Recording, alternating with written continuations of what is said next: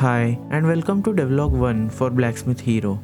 As you may have seen in the title, I have been developing the game for about a week at this point. So, how much progress was I able to make in 1 week of developing this game? Well, the answer, as you could have guessed, is not that much.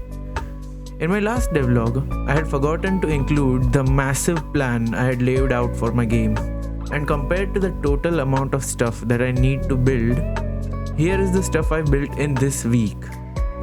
Now, I wouldn't say that it's an insignificant amount of stuff, but depending on what's to come, I would say I had it easy up till this point. Especially considering that I'm planning to finish 80% of these base mechanics by the time my prototype comes out. Of course, I say base because I'm going to be further improving upon them in the future, but for now, let's get into the specifics of what I have created. Now in the last devlog, I showed you the village that I was working on. I have spent this week making many changes and polishing the same.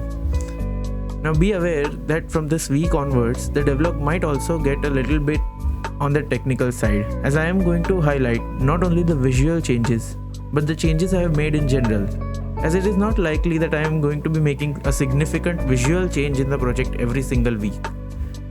However, worry not, because I'll be explaining most things in a way that everyone should be able to understand, regardless of their programming knowledge.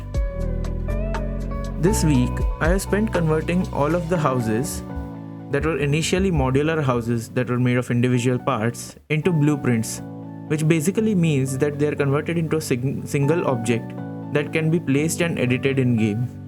This will come in handy as I build the house building system in the future, where the player can build houses around the village to increase its level and population. At the same time, I have completed the interiors of important buildings like Adventurers Guild, General Shop, the Mayor's Office and the Barracks. I will soon be implementing things like the shopkeepers and the actual mechanics and uses of these buildings. But for now, making the level design was my main focus. So on that note, I added a pretty little day-night cycle to the village to make it look more alive.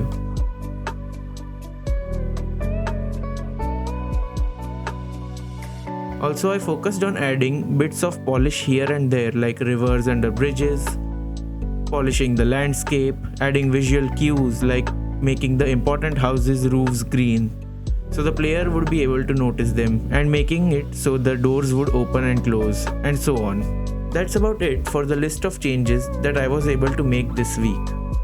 If you have any suggestions or feedback, you can feel free to leave a comment or join my Discord if you want to have a more in-depth discussion regarding the same. You can find the link to my Discord in the description below.